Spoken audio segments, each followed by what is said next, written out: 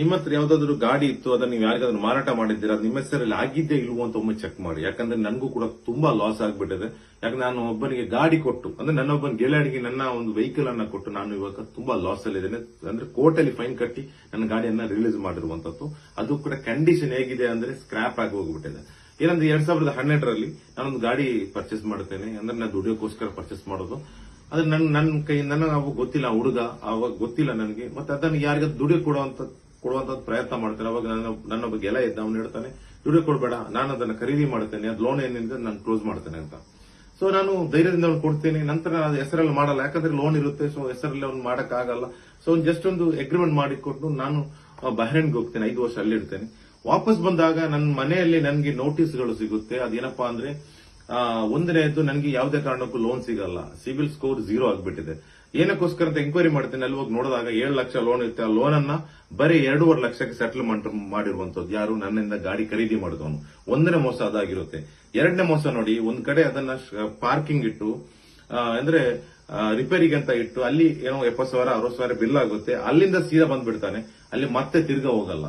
ಇದರಿಂದಾಗಿ ಅಲ್ಲಿ ಏನಾಗುತ್ತೆ ಅಂದ್ರೆ ಶೋರೂಮ್ ಅವರು ಒಂದ್ ದಿವಸಕ್ಕೆ ಪಾರ್ಕಿಂಗ್ ಅಂತ 100 ರೂಪಾಯಿ ಚಾರ್ಜ್ ಮಾಡ್ತಾರೆ. ಅದು ಕೂಡ 2.5 ವರ್ಷದ್ದು ನನಗೆ ನೋಟಿಸ್ ಬರುತ್ತೆ.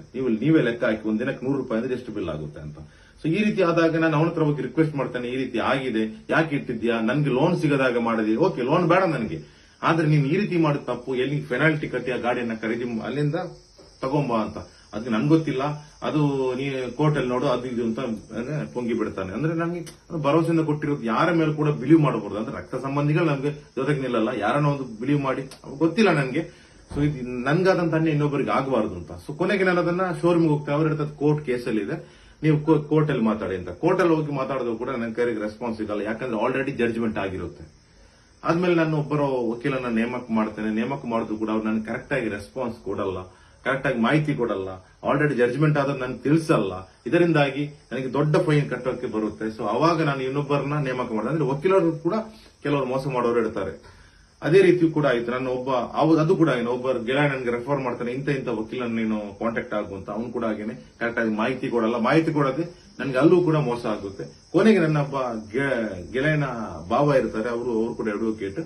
ಸೊ ಅವ್ರ ಹತ್ರ ಹೇಳಿದ್ರೆ ಈ ರೀತಿ ಆಗಿದೆ ಅಂತ. ಸೊ ಅವ್ರು ಹೇಳ್ತಾರೆ ನಾನು ಕ್ಲಿಯರ್ ಮಾಡಿ ಕೊಡ್ತೇನೆ ಅಂತ. 1 ರೂಪಾಯಿ ಚಾರ್ಜಸ್ ತಗೊಳ್ಳಲ್ಲ. ನಾನು ತುಂಬಾ ರಿಕ್ವೆಸ್ಟ್ ಮಾಡ್ತೇನೆ, ಫೀಸ್ ತಗೊಳ್ಳಿ ಅಂತ. ಬೇಡ ಅಂತ ಹೇಳ್ತಾರೆ. ಬೇಡ, ಇಷ್ಟ ನಿಮಗೆ ಮೋಸ ಆಗಿದೆ ಅಲ್ವಾ, ಸೊ ನನ್ನ ಕಡೆಯಿಂದ ನನ್ನದೊಂದು ಕಾಂಟ್ರಿಬ್ಯೂಷನ್ ಅಂತ ಹೇಳ್ಬಿಟ್ಟು ಫ್ರೀ ಆಗಿ ನನ್ನ ಈ ಕೇಸನ್ನ ನಡೆಸ್ಕೊಡ್ತಾರೆ. ಕೊನೆಗೆ ಒಂದು ಅಮೌಂಟ್ ನನಗೆ ಕೋರ್ಟಲ್ಲಿ ಕಟ್ಟೋಕೆ ಸಿಗುತ್ತೆ. ಅದನ್ನ ಪೆನಾಲ್ಟಿ ಕಟ್ಟಿ ಆ ಒಂದು ಗಾಡಿಯನ್ನ ರಿಲೀಸ್ ಮಾಡ್ತೇನೆ.